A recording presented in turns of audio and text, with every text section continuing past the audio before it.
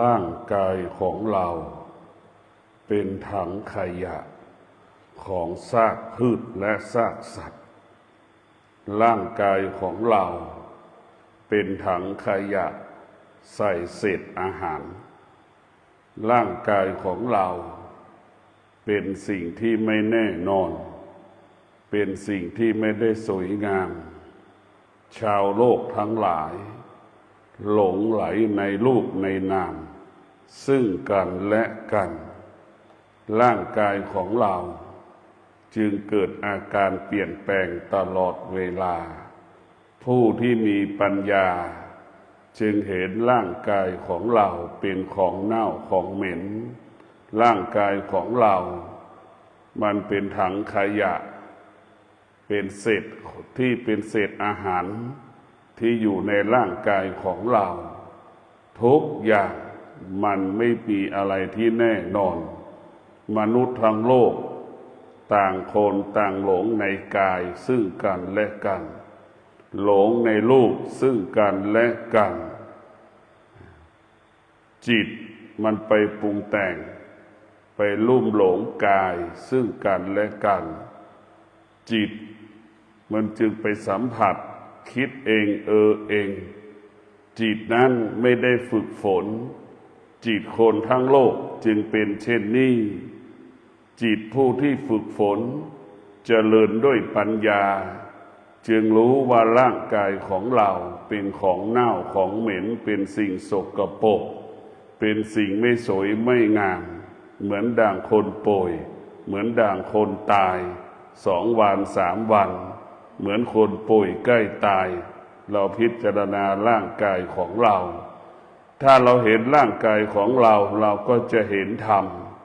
เมื่อเรารู้เรื่องกายของเราเราก็จะรู้เรื่องธรรมเราต้องเอาความตายมาเป็นเหตุให้เราศึกษาเรียนรู้เรื่องธรรมเพราะจิตของเรามันกลัวตายตัณหาเราพูดก็แค่นั้นแหละ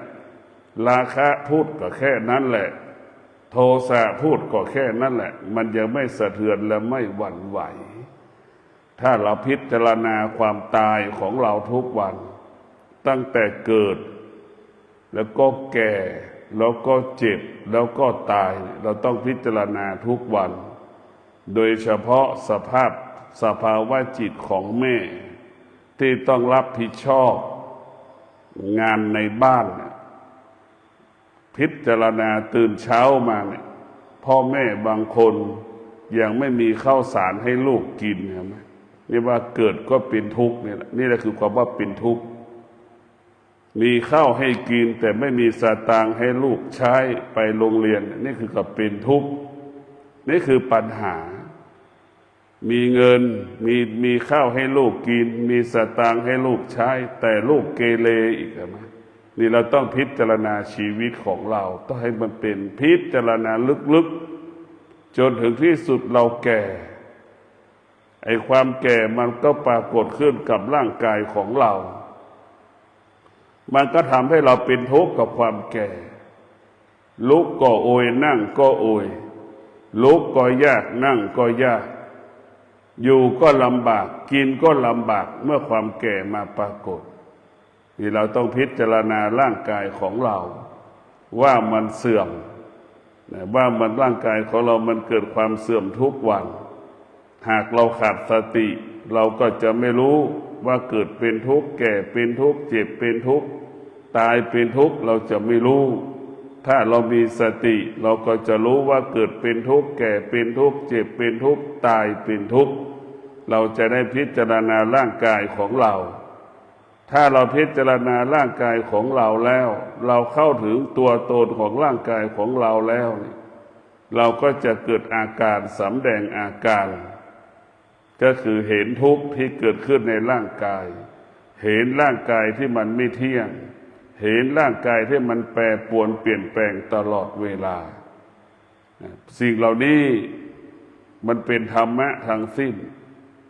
ร่างกายของเราเนี่ยเป็นบ่อเกิดแห่งธรรมะจิตของเราเนี่ยเป็นผู้ศึกษาเรียนรู้เรื่องธรรมะจิตของเราก็เป็นธรรมะพ พ่อแม่ครูบาอาจารย์ทุกรูปทุกยุคทุกสมัยผู้ที่รู้ธรรมผู้สอนธรรมก็จะพูดเรื่องกายกับจิตของเราตลอดเวลาเรานึกดูนี่เวลาคนป่วยพิจารณาร่างกายเวลาคนป่วย3 เดือน6 เดือนหรือคนป่วยใกล้ตายเราต้องพิจารณาว่าเป็นสภาพเช่นไรเราต้องพิจารณาสภาพคนป่วยเป็นเช่นไรป่วยใกล้ตายเป็นเช่นไรเราต้องพิจารณาเมื่อเราพิจารณาแล้วเราก็จะเห็นอาการเหล่านั้นเราก็จะคลายจากความทุกข์เราก็จะเห็นว่าร่างกายเรามันไม่เที่ยงเมื่อเราดูร่างกายคนตายสภาพตายเป็นธรรมชาติกับคนตายที่ถูกคนฆ่าคนฟันตายจากคนที่ถูกทำลายแล้วก็พิจารณาดูว่าตายสภาพไหนเป็นอย่างไรตาย1 วันเป็นอย่างไรตาย2 วันเป็นยังไงตาย3 วันเป็นยังไงสภาพร่างกายมันเน่ามันเหม็นน้ำหนองน้ำเหลือง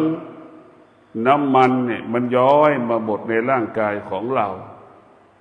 เห็นอาการเหล่านี้เราต้องพิจารณาทุกวันพ่อแม่ครูบาอาจารย์จึงเห็นพิจารณาร่างกายเป็นของเน่าของเหม็นเป็นของไม่สวยไม่งามเป็นของไม่ดีในร่างกายของเราจิตเราต้องดูกายถ้าจิตดูกายจิตมันจะไม่หลงกายทุกวันนี้จิตเราหลงในกายคือหลงในรูปบางคนก็หลงร่างกายตัวเองบางคนก็หลงร่างกายของคนอื่นในร่างกายของเรามันก็เหมือนไม้ท่อนหนึ่งร่างกายของเราก็เหมือนเสาศาลาเนี่ยเราจะประดับประดาไปด้วยเพชรนินจินดาเสามันไม่รู้ไอ้คนไปแต่งปรุงแต่งก็คือไอ้คนที่ไปเป็นเจ้าของเป็นช่างไปแต่งคิดเองเองเป็นอย่างนั้นเป็นอย่างนี้หรือคนที่ใช้ช่างไปประดับประดานะมันคิดเองเองมันเป็นเช่นนั้นเพราะฉะนั้นร่างกายของเราเนี่ยถ้าเราเห็นกายเนี่ยเราก็จะหลุดพ้นจากความทุกข์ถ้าเราเข้าถึงกายเราก็จะเข้าถึงธรรมใจเราก็สงบถ้าเรายังติดในร่างกายของเราร่างกายของเราเป็นสิ่งที่กีดขวางกั้นการดำเนินชีวิตการปฏิบัติหน้าที่ของเราเหมือนเราใส่เสื้อเราก็ไปปรุงแต่งในร่างกายของเราการใส่เสื้อผ้าก็คือเพื่อเป้าหมายก็คือปกปิดร่างกายการร้อนการหนาวการมัดแรงกัดต่อยอันนี้คือหลักของการใส่เสื้อของคนทั้งโลกหรือปกติของคนที่ใส่เสื้อผ้าคือแค่นี้แหละปกปิดร่างกายการร้อนการหนาวการมัดแรงกัดต่อยอันนี้บุคคลที่คิดเช่นนี้คือบุคคลที่มีปัญญาจะคิดว่าอย่างเป็นอย่างนี้เป็นแบบนี้คนที่ขาดปัญญาใส่เสื้อผ้าเพื่อสวยเพื่องามรูปแบบต่างๆอันนั้นคือคนขาดปัญญาคนที่ไม่มีปัญญาจะเป็นเช่นนั้นคนที่มีปัญญากฎเกณฑ์กติกาประเพณีวัฒนธรรมก็จะไม่มีค่าไม่มีความหมายเพราะประเพณีวัฒนธรรมไม่ใช่เรื่องความจริงผู้ที่เจริญด้วยปัญญาจะอยู่กับความเป็นจริงอยู่กับความเป็นจริงยึดเอาความเป็นจริงมาพิจารณาชีวิตของเราเช่นใครบ้างเกิดมาไม่แก่ไม่เจ็บไม่ตายไม่มีใครบ้างเกิดมาแล้วร่างกายจะไม่สำแดงอาการเจ็บปวดทุกข์ทรมานลำบากไม่มีไม่ว่าแก่ว่าหนุ่มเป็นเช่นนี้เสมอเหมือนกันหมดเหมือนกันหมดเพราะฉะนั้นพวกเราต้องพิจารณาแก้ไขสิ่งที่มันเป็นปกติตั้งแต่เราเกิดบัดนี้มันก็ยังเป็นอยู่สิ่งที่มันเป็นอยู่มันยังเกิดอาการสำแดงอาการพอใจไม่พอใจเนี่ยสิ่งเหล่านี้เราต้องแก้ไขให้ได้ตั้งแต่เราเกิดจนอายุป่านนี้สิ่งเหล่านี้มันยังเกิดยกตัวอย่างก็คือสุขมันก็ยังเกิดอยู่ทุกข์มันก็ยังเกิดอยู่เราจะทำอย่างไรไม่ให้สุขมันเกิดทุกข์มันเกิดหรือทำยังไงให้เราเข้าใจสุขเข้าใจทุกข์เราต้องเข้าใจสุขมันก็เป็นสภาพของความเป็นจริงทุกข์มันเป็นสภาพของความเป็นจริงเราเข้าอยู่ความเป็นจริงแล้วมีสติเราจะอยู่กับความเป็นจริงได้ เราจะให้มันหายไปจากใจเราไม่ได้มันเป็นธรรมชาติของมันเป็นปกติของมันแต่การฝึกจิตของเราต้องอยู่เหนือสิ่งที่มันเป็นปกติเช่นร้อนเกิดขึ้นเราก็ต้องอยู่เหนือความร้อนหนาวเกิดขึ้นเราก็มีสติรู้ให้เราอยู่เหนือความหนาวเย็นฝนมันตกให้เรามีสติรู้เราให้จิตเราอยู่เหนือฝนที่มันตกเราจะให้ความอยากที่มันกดเราก็มีสติรู้อยู่เหนือความอยากนี่แหละคือธรรมะให้อยู่เหนือมันธรรมชาตินั้นอยู่ใต้ธรรมะธรรมชาตินั้นเหมือนกันทุกคนอยากได้อยากมีอยากเป็นสารพัดความอยากที่มันเกิดขึ้นมันเกิดขึ้นได้ตลอดเวลาความอยากก็คือตัณหาตัณหาเป็นเหตุให้เกิดความอยากตัณหาเกิดขึ้นที่ไหนกับที่ตาเห็นรูปมโนปรุงแต่งหูสัมผัสกับเสียงมโนปรุงแต่งจมูกสัมผัสกับกลิ่นกับมโนปรุงแต่งลิ้นสัมผัสกับรสชาติต่างๆก็มโนปรุงแต่งกายเราก็มโนปรุงแต่งทุกอย่างเรามโนปรุงแต่งทั้งมีอุปาทานทั้งมีเวทนามาหมดมาครบทุกอย่างเราถึงตกอยู่ใต้อำนาจเวทนาจึงตกอยู่ใต้อำนาจอุปาทานการปฏิบัติธรรมของเราจะต้องให้อยู่เหนือเวทนาเราต้องให้อยู่เหนืออุปาทานเราจะต้องเท่าทานเวทนาเราจะต้องเท่าทานอุปาทานเราจะต้องอยู่เหนือมันเกิดก็เรื่องของมันให้เรารู้ว่ามันเกิดให้เรารู้อย่างนั้นให้เรามีสติรู้เท่านั้นแหละหลักการของการปฏิบัติธรรมให้เรามีสติรู้เมื่อเรามีสติรู้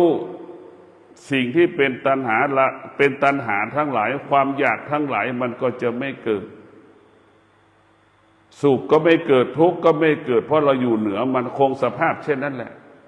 มันจะไม่เพิ่มขึ้นมันจะไม่เพิ่มขึ้นสุขก็เป็นปกติทุกข์มันก็เป็นปกติมันจะไม่เพิ่มขึ้นความโลภความโกรธความหลงก็เป็นปกติเราจะไม่ตอบสนองมันก็อยู่เท่าเดิมเพราะฉะนั้นพวกเราทั้งหลายเราต้องพิจารณาร่างกายของเราร่างกายของเรานี่มันสงบแต่จิตของเรามันไม่สงบเหมือนเราอยู่กับคนจำนวนมากกายของเราสงบแต่จิตเราไม่สงบตาเราไปสัมผัสกับรูปร่างหน้าตาของบุคคลอื่นนี่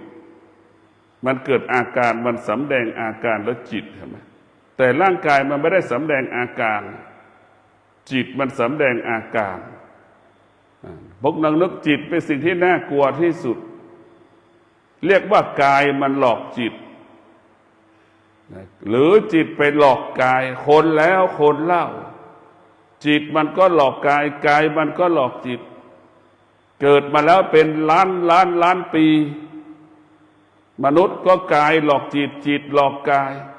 ตายอีกนับเป็นล้านคนมนุษย์เหล่านั้นจิตมันก็หลอกกายกายมันก็หลอกจิตถึงมนุษย์ที่มีอยู่ในปัจจุบันนี้เป็นนับล้านคนกายมันก็หลอกจิตจิตมันก็หลอกกายคนแล้วคนเล่าจิตมันหลอกซึ่งกันและกันจะเกิดขึ้นภายในอนาคตข้างหน้าอีกกายมันก็หลอกจิตจิตมันก็หลอกกายจิตก็ไปยึดติดในกายอีกมันก็เป็นอย่างนี้วัฏฏะสงสารให้เราอยู่ภายใต้อำนาจของสิ่งที่เป็นอธรรมสิ่งที่เป็นอกุศลเราจะเวียนว่ายตายเกิดวกไปวนมาวกไปวนมาแต่ถ้าเรามีแต่ผู้ที่ปฏิบัติธรรมผู้ที่มีสติผู้ที่มีปัญญาจะไม่ตอบสนองสิ่งที่มันปรากฏตัวนี้สำคัญที่สุดเรามีสติมีปัญญาเรารู้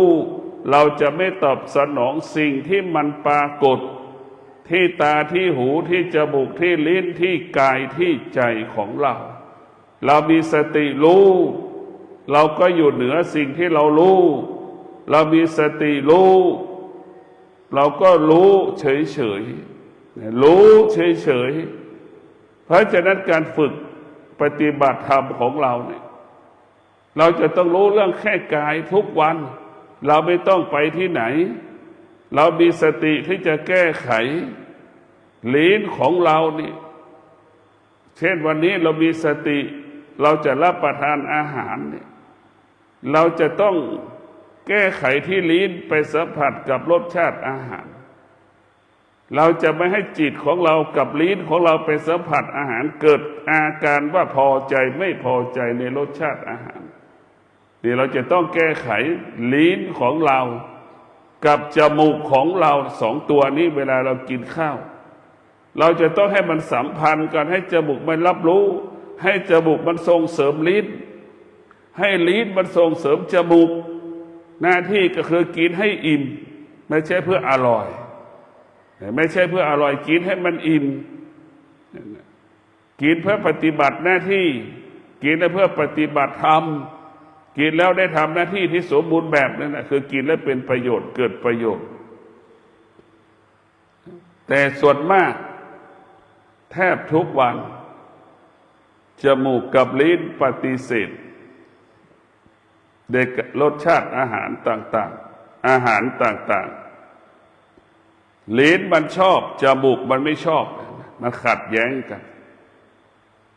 จมูกมันชอบลิ้นไม่ชอบมันเป็นอย่างนี้แหละเพราะฉะนั้นการฝึกจิตของเราอย่างที่ได้กล่าวมาตลอดเวลาว่าตาก็เป็นส่วนหนึ่งของจิตหูก็เป็นส่วนหนึ่งของจิตจมูกก็เป็นส่วนหนึ่งของจิตลิ้นก็เป็นส่วนหนึ่งของจิตกายเราก็เป็นส่วนหนึ่งของจิตมันรวมกันเราจึงเรียกว่ามันเป็นจิตมันทำงานคนละหน้าที่จิตของเราจะเป็นผู้ควบคุมตาหูจมูกลิ้นกายใจจิตของเราเป็นกองบัญชาการใหญ่ตาของเรานี่มันก็คงเปรียบเสมือนแม่กองเหมือนทหารหน่วยกรมกองต่างๆหูของเราเป็นเช่นนั้นแหละเพราะฉะนั้นเราต้องควบคุมตาของเราหูของเราเนี่ยอะไรที่มันเป็นปกติเราจะต้องอยู่เหนือมันสุขทุกข์ปรากฏที่ตาเราก็ต้องอยู่เหนือมันสุขทุกข์เกิดขึ้นที่หูเราก็ต้องอยู่เหนือมันสุขทุกข์เกิดขึ้นที่ลิ้นเราก็ต้องอยู่เหนือมันสุขทุกข์ที่กายสัมผัสถูกต้องเราก็ต้องอยู่เหนือมันจิตสัมผัสรู้สึกสารพัดความรู้สึกเราก็ต้องอยู่เหนือมันเราต้องอยู่เหนือมันทั้งสิ้นเราจะอยู่ที่เหนือมันได้เราต้องมีสติและปัญญาเราต้องฝึกฝนอบรมจิตใจของเราจิตของเราเนี่ยถ้ามันมีตัวตนก็เหมือนสุนัขแสนรู้เหมือนสัตว์แสนรู้เราต้องฝึกฝนเหมือนสุนัขแสนรู้ดมยาบ้าได้ดมระเบิดได้ตึกที่ไหนถล่มสุนัขก็ไปดมและสำแดงอาการว่าใต้ซากตึกมีคนตายอย่างเงี้ยนั่นแหละคือจิตของเราเป็นผู้รู้เราต้องฝึกจิตให้เป็นผู้รู้ฝึกจิตให้เราคุ้นเคยกับธรรมถึงเวลาแล้วงัวจะไปไถนาควายจะไปไถนาช้างจะไปไถนาพอถึงฤดูไถนาแล้วก็เอาช้างไปไถนางัวไปไถนางัวมันก็ไม่เกิดปฏิกิริยาเพราะงัวกับควายมันคุ้นเคยกับการไถนามาเป็นประจำเห็นไหมนี่แหละคือการฝึกจิตให้จิตอยู่กับกายให้กายอยู่กับจิตให้จิตรู้เรื่องธรรมให้ธรรมอยู่กับจิตให้จิตรู้เรื่องธรรมมันก็จะรู้เรื่องแต่ธรรมเนี่ยมันคุ้นเคยกับธรรมมันจะไม่เอาสิ่งอื่นเพราะธรรมะเป็นของเย็นธรรมะเป็นของหอมจิตมันก็จะเอาของเย็นจิตเอาเป็นของหอมธรรมมันเป็นของร้อนความอยากเป็นของร้อนโลภะโทสะเป็นของร้อนมันจะไม่เอาแต่มันจะไม่เลือก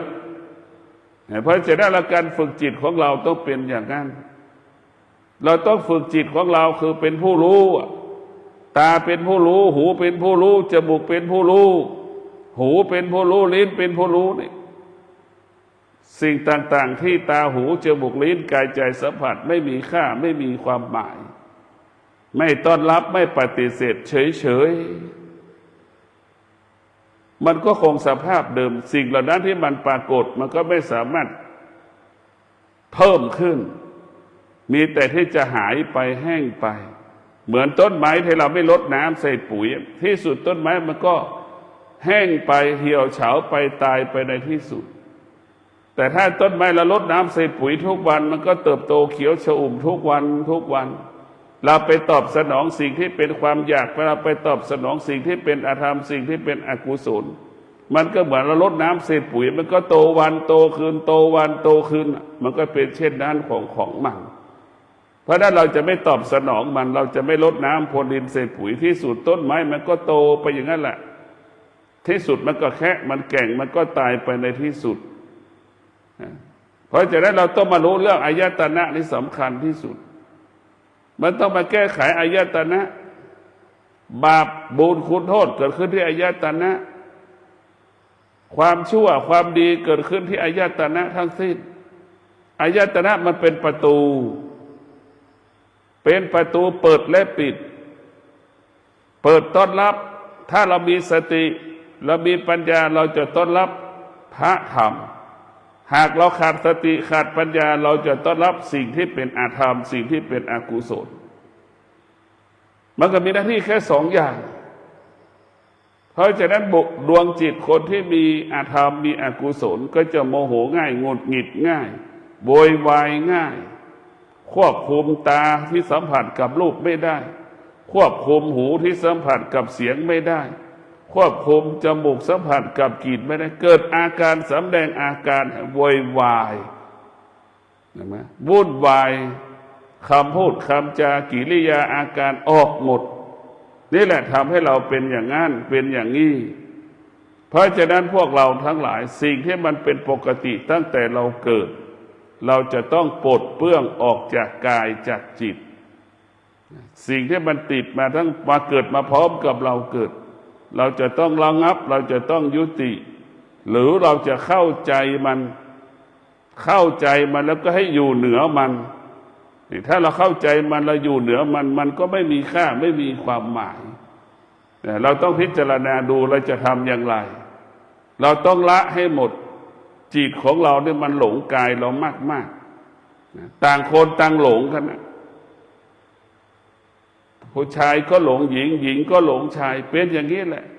พ่อแม่ก็หลงลูกลูกก็หลงพ่อแม่หลงกันหมดเรียกว่าตัวหลง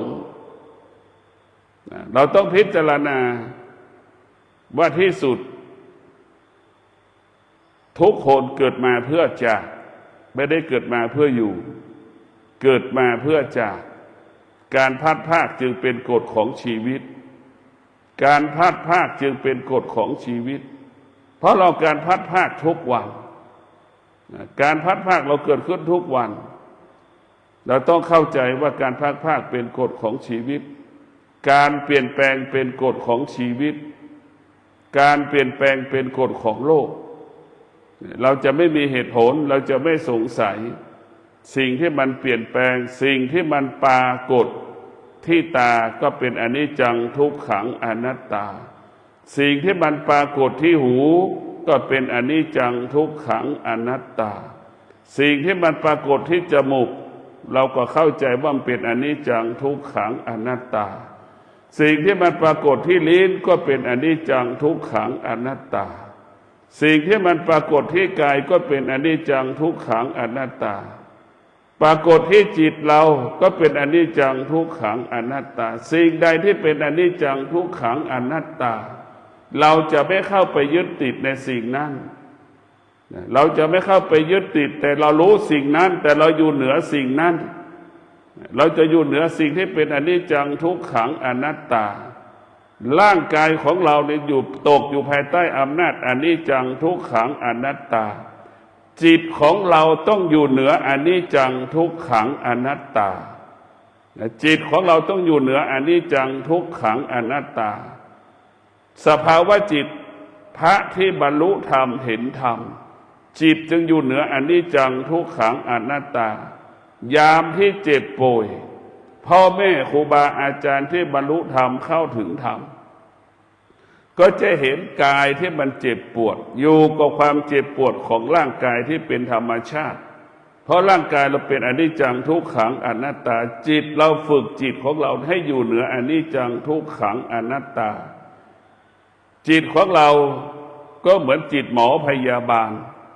ร่างกายของเราก็เหมือนคนป่วยเห็นไหมเราแยกเอาให้พิจารณาร่างกายของเราเปรียบเสมือนคนป่วยหรือคนตายที่นอนอยู่บนเตียงจิตของเราก็ให้เหมือนคนที่ เหมือนจิตหมอพยาบาลให้พิจารณาความแก่ความเจ็บความตายที่มันเกิดขึ้นเราต้องพิจารณาพ่อแม่ครูบาอาจารย์เจ็บป่วยจึงไม่เกิดอาการจึงไม่สำแดงอาการเพราะฉะนั้นพ่อแม่ครูบาอาจารย์เวลาหมดลมหายใจมีสติรู้พร้อมที่จะตายมีสติรู้พร้อมตายทุกลมหายใจมีสติรู้จะไม่ยึดติดสิ่งใดสิ่งหนึ่งมีสติรู้ยึดลมหายใจเข้าออกขณะที่จะหมดลมหายใจมีสติรู้หายลมหายใจเข้าออกเท่านั้นเพราะฉะนั้นพระผู้ที่ปฏิบัติธรรม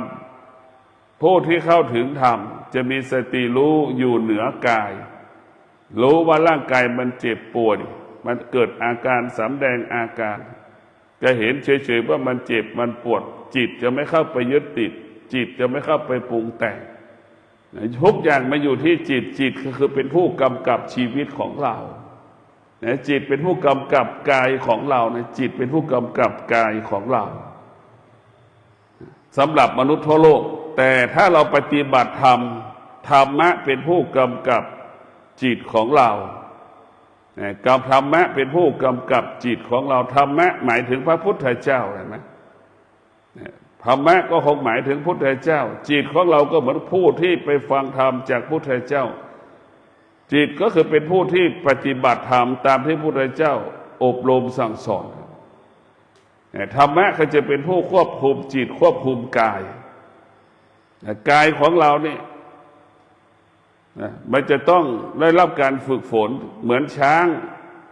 ควานช้างขึ้นคอช้างเห็นไหมช้างมันรู้ละทั้งจิตมันก็รู้กายของช้างมันก็รู้จะต้องทำลากสูงจ็อกกี้ขึ้นหลังม้ามันก็รู้ว่าจะต้องทำงานอันนี้แหละคือจิตกับกายมันจะรู้กันมันจะไม่ปฏิเสธมันจะไม่ขัดแย้งกันถ้างัวควายตัวไหนไม่ได้ฝึกช้างตัวไหนไม่ได้ฝึกมันจะเกิดอาการขัดแย้งปฏิเสธเราถ้าเราเป็นนั่งคอมันเราไปนั่งคอช้างมันก็ปฏิเสธแล้วงัวควายเราไปนั่งหลังมันก็ปฏิเสธเพราะมันไม่ได้ฝึกกายกับจิตเมื่อมันฝึกแล้วมันพร้อมที่จะต่อสู้มันพร้อมที่จะต่อสู้สิ่งที่เป็นอธรรมสิ่งที่เป็นอกุศลทั้งสิ้น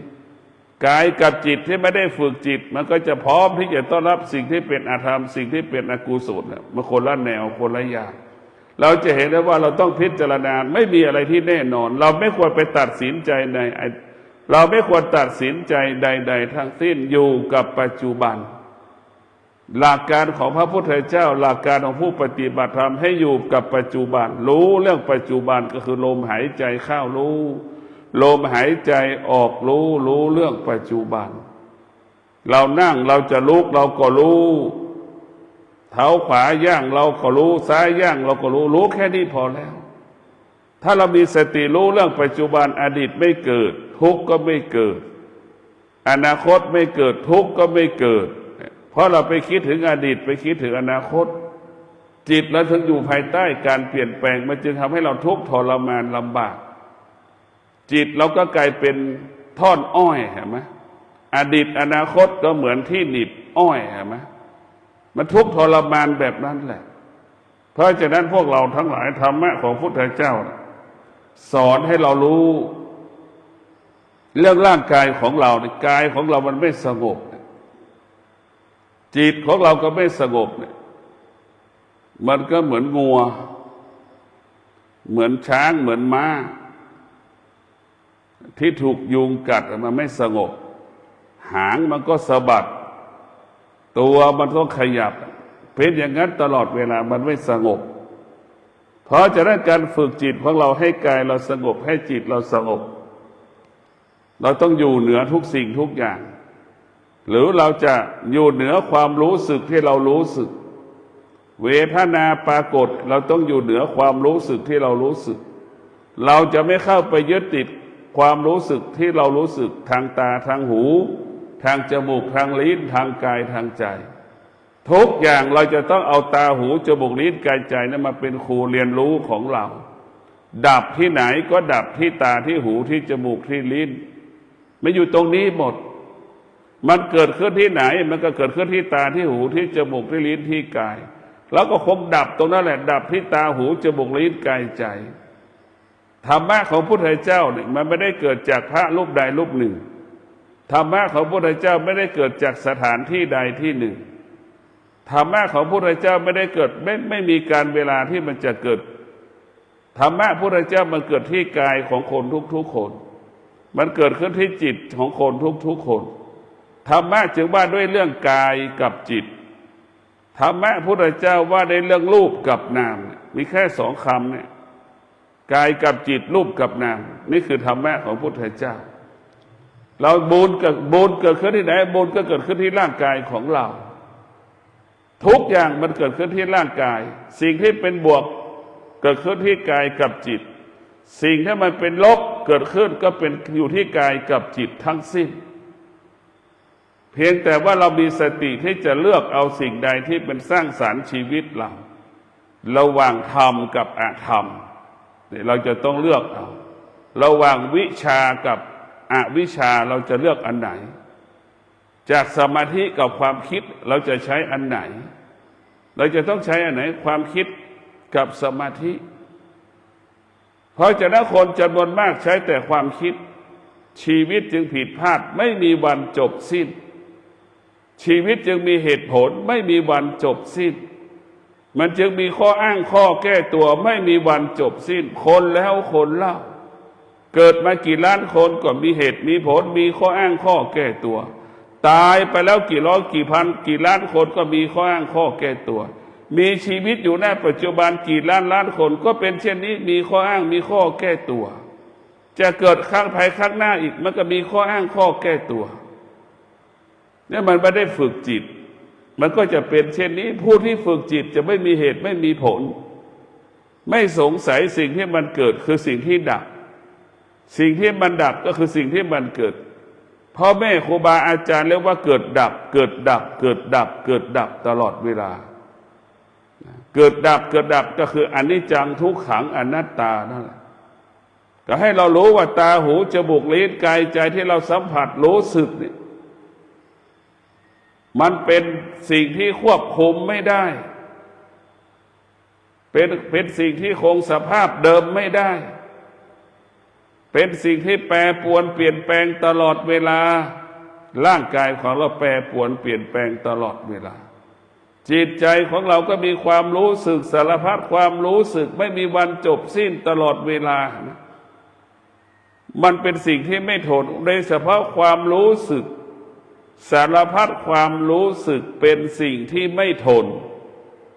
เป็นสิ่งที่ทนได้ยากไม่สามารถคงสภาพเดิมได้ความรู้สึกสารพัดความรู้สึกเมื่อเรารู้เช่นนี้เราก็ไม่ควรไปตอบสนองความรู้สึกที่เรารู้สึกเราไม่ควรไปตอบสนองมันเรามีสติรู้อยู่เหนือมันมีสติรู้อยู่เหนือมันเหมือนจ็อกกี้นั่งอยู่หลังม้ากำกับม้าให้ได้ความรู้สึกที่เรารู้สึกเราต้องควบคุมให้ได้เหมือนจ็อกกี้ควบคุมม้าเหมือนขวานช้างควบคุมช้างให้เป็นเช่นนั้นเราต้องควบคุมความรู้สึกที่เรารู้สึกถ้าเราฝึกจิตเราจะควบคุมมันได้มีสติรู้เท่าทันมันได้ถ้าเรามีสติเราก็จะรู้เท่าทันมันเหมือนเราจะไปจับม้าเราจะไปจับช้างเราจะไปจับไก่ไอ้ความอยากทั้งหลายความรู้สึกทั้งหลายก็เปรียบเสมือนไก่เหมือนช้างเหมือนม้า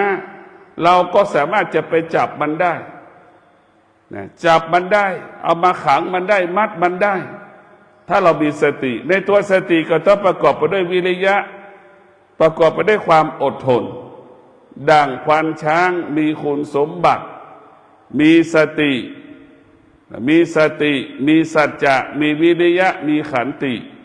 ควานช้างจึงจับช้างได้ผู้ที่จะจับม้าได้ก็มีสติสัจจะวิริยะขันติถึงจะจับม้าได้และถึงจะฝึกม้าได้เราจับม้าจับช้างป่าสำเร็จก็เพราะสติสัจจะวิริยะขันติ เราจะฝึกช้างสำเร็จได้ก็มีสติสัจจะวิริยะขันติอันนี้คือเป็นหลักของมันหลักของการที่เราจะฝึกฝนเป็นหลักที่เราจะต้องต่อสู้สิ่งที่มันปรากฏขึ้นที่อายตนะของเราอายตนะนี่คือเป็นตัวอุปสรรคตัวปัญหาถ้าเราไม่ได้รับการฝึกฝนมันจะเป็นตัวบ่อนทำลายคุณภาพชีวิตของเราพ่อแม่ครูบาอาจารย์จึงพูดตลอดเวลาอบรมตลอดเวลาว่าตาของเรานี่หูของเรานี่จมูกของเรานี่ลิ้นของเรานี่กายใจของเรานี่เป็นภัยต่อตัวมันเองเป็นภัยต่อตัวมันเองมันหลงกายมันซื้อสร้อยคอทองคำมาใส่ประดับไปด้วยแหวนเพชรประดับด้วยเครื่องประดับเพชรท้ายสุดก็ถูกคนฆ่าคนปล้นคนจี้เห็นไหมนี่แหละมันก็ตัวเองทำลายตัวมันเองเราไปมโนเราไปปรุงแต่งก็อยากฝากให้พวกเราได้มีสติรู้สิ่งที่เราควรรู้ก็คือรู้เรื่องธรรมสิ่งที่เราควรรู้ก็คือรู้เรื่องธรรมชาติ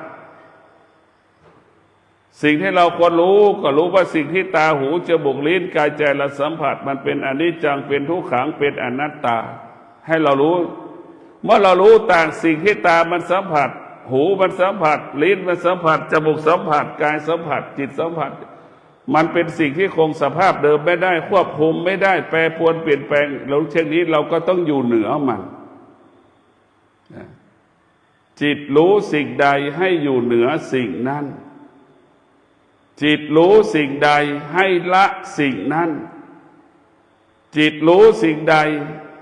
ให้จิตรู้เฉยๆเรารู้เท่านั้นนี่หลักการปฏิบัติธรรมของเรารู้ให้อยู่เหนือสิ่งที่เรารู้เราไม่ยึดติดสิ่งที่เรารู้สักแต่รู้เฉยๆขอความสุขสวัสดีจงเกิดแก่ท่านทั้งหลายมีสติรู้ว่าเรากำลังนั่งสมาธิมีสติรู้ว่าเรากำลังจะออกจากสมาธิมีสติรู้ว่าเราจะลืมตามีสติรู้ว่าเราจะขยับกายของเรามีสติรู้เราจะขยับมือขวามือซ้ายมีสติรู้เราจะขยับเท้าขวาเท้าซ้ายเรามีสติรู้กายวาจาใจเราก็ปกติขอความสุขสวัสดีจงเกิดแก่ท่านทั้งหลายมีสติรู้ชีวิตเราก็ปกติตลอดกาลขอเจริญพร